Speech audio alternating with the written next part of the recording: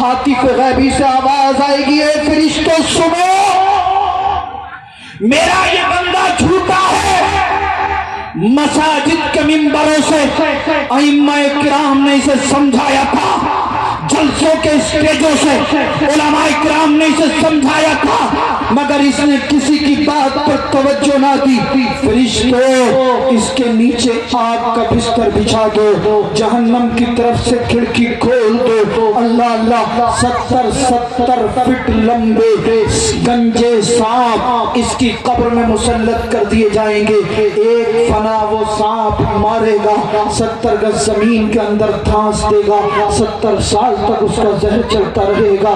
قبر کے عذاب کے بچھو اس کی قبر میں مسلط کر دیے جائیں گے۔ اونٹ آپ نے دیکھا ہوگا، اونٹ سے زیادہ لمبا چوڑا قبر کے عذاب کا بچھو ہوگا، ایک ڈنک مارے گا، 70 گز زمین کے اندر دھانس دے گا، 70 سال تک اس کا زہر چڑھتا رہے گا۔ اللہ اللہ اللہ اللہ، تو 42 کا ایک سانپ بڑے سے بڑے پہلوان کو ڈس لیتا ہے تو وہ زمین پر ایڑیاں رگڑ رگڑ کے دم توڑ دیتا ہے۔ 70 گز لمبے سانپ، اونٹ سے زیادہ لمبا چوڑا بچھو ڈسے گا، یہ کہے گا ہائے افسوس، ہائے افسوس، میں کچھ نہیں جانتا۔ قبر میں اسے عذاب ہوتا رہے گا، عذاب ہوتا رہے گا، کوئی بچانے کے لیے نہیں آئے گا، کوئی پریشانی حل نہ ہوگا۔ یہ کہے گا میرے رب مجھے دنیا میں بھیج دے، میں نماز پڑھ لوں، مجھے دنیا میں بھیج دے، میں چہرے پہ داڑھی رکھ لوں، مجھے دنیا میں بھیج دے، میں علماء سے محبت کر لوں۔ ہاتھی غیبی سے آواز آئے گی، اے بندے تجھے دنیا میں بھیجا گیا تھا، مگر تو نے موبائل پہ زندگی گزار دی، یوٹیوب پہ سیریل اور مووی دیکھنے میں زندگی گزار دی۔ اے بندہ اے مومن، تو نے دنیا میں تجھے بھیجا گیا، تو نے میرا خوف دل میں نہ رکھا، دنیا کو دل میں بسایا، اب یہ تیری بدعمالیوں کا بدلہ ہے۔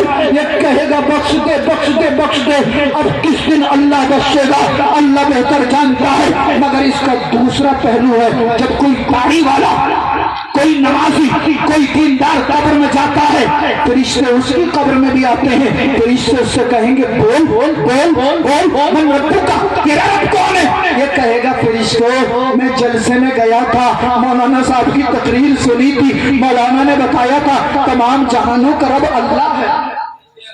یا رب بتائے تو سبحان اللہ، سبحان اللہ۔ یہ کہے گا فرشتوں ہمارے گاؤں میں جلسہ ہوتا تھا، کمیٹی والے جلسہ کراتے تھے، علماء اہل سنت آتے تھے، علماء نے بتایا تھا تمام جہانوں کا رب اللہ ہے۔ ایک فرشتوں میری قبر پر ابھی مؤذن اذان پڑھ رہا تھا، کہہ رہا تھا اللہ اکبر اللہ اکبر، اللہ سب سے بڑا ہے۔ ایک فرشتوں اللہ ہی تمہارا رب ہے، اللہ ہی میرا رب ہے۔ بے شک سبحان اللہ۔ فرشتے خوش ہو کر کہیں گے اے انسان بتا ما دینو کا، تیرا دین کیا ہے؟ یہ کہے گا فرشتوں علماء نے بتایا، قرآن میں پڑھا دینی الاسلام، میرا دین اسلام ہے۔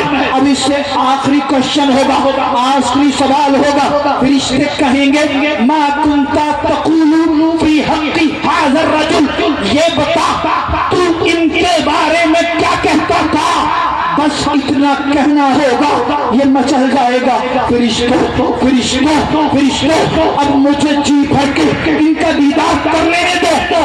فرشتہ کہے گا یہ بتا تو ان کے بارے میں کیا کہتا تھا؟ یہ کہے گا فرشتوں ان کے بارے میں کیا پوچھتے ہو؟ دنیا میں نے دعا کی، نماز پڑھتا تھا، دعا کرتا تھا مولا مجھے میرے نبی کا دیدار کرا دے، نماز پڑھ کے دعا کی مگر دیدار نہ ہو سکا، میں نے دعا کی مولا حالت بیداری میں نہ صحیح حالت خواب میں مصطفیٰ کا دیدار کرا دے۔ بے شک سبحان اللہ سبحان اللہ۔ فرشتوں سنو، نہ حالت بیداری میں دیدار ہوا، نہ حالت خواب میں دیدار ہوا، میں نے دعا کی مولا مجھے روپیہ دے دے، پیسہ دے دے تاکہ میں انڈیا سے مدینہ المنورہ کا سفر کر سکوں، دیدار نہ صحیح کم سے کم تیرے محبوب کا روزہ انوری دیکھ لوں۔